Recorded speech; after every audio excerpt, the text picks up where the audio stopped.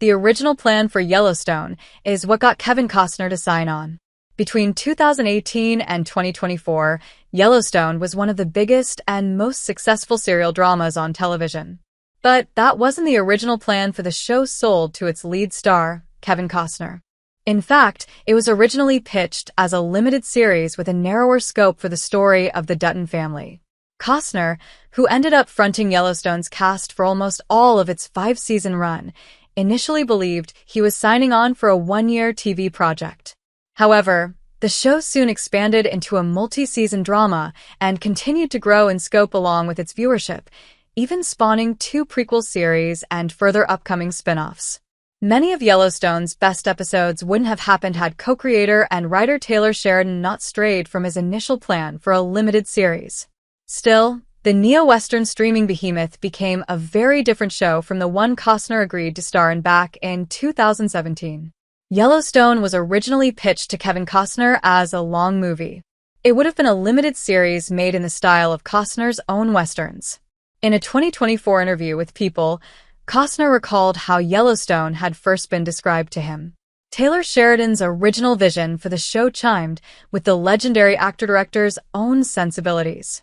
As Costner put it, Kevin Costner's own Western movies tend to be sprawling epics that take their time telling stories with a combination of grace and grit. It's easy to see why he was so taken with Sheridan's idea for a slow-burning limited series about the Dutton Ranch. If Yellowstone were Costner's creation, he would likely have insisted on making the show this way, regardless of any studio demands. But Taylor Sheridan probably wasn't in a position to argue with studio executives at the time, having already been rejected by HBO when he brought them his idea for the series.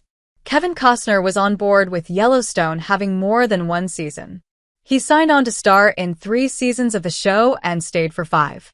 Ultimately, things have worked out better than Taylor Sheridan could possibly have imagined when he first shopped his pitch for Yellowstone around to various studios and asked Kevin Costner to play its lead role.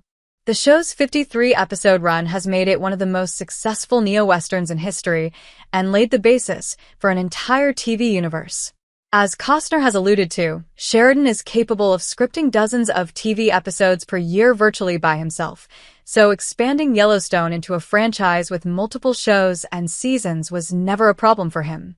The show's main writer doesn't seem to have been too attached to the idea of making it a limited series. By the time he was done playing John Dutton, the character had become one of the most iconic roles in Costner's storied acting career.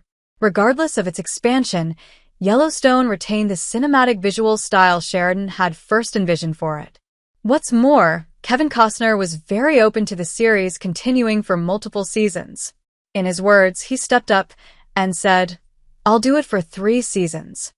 When Yellowstone became a huge small-screen hit, its main star was more than happy to carry on playing the show's chief protagonist. "I ended up doing it for 5 seasons," he added. By the time he was done playing John Dutton, the character had become one of the most iconic roles in Costner's storied acting career. How different Yellowstone would have been had it been a limited series. Taylor Sheridan's miniseries 1883 and Lawmen, Bass Reeves give us an idea. We can envisage how Yellowstone might have played out if Taylor Sheridan had stuck with his original plan for a limited series by looking at single-season shows that are similar in tone, setting, and premise. Sheridan himself has been involved in producing multiple limited series westerns for Paramount to run alongside his most famous show. First, there's the Yellowstone prequel 1883, which tells the story of how the Dutton family journeyed to Montana and founded their ranch 140 years before the events of the main series. In just 10 episodes, this beautifully shot, quietly powerful period drama starring Western acting great Sam Elliott ventures across several states and various storylines to reach its singular conclusion. Then, the 8-episode, Taylor Sheridan-produced Lawmen, Bass Reeves gives us a completely fresh take on life in the American South during the late 19th century from the perspective of its real-life title character.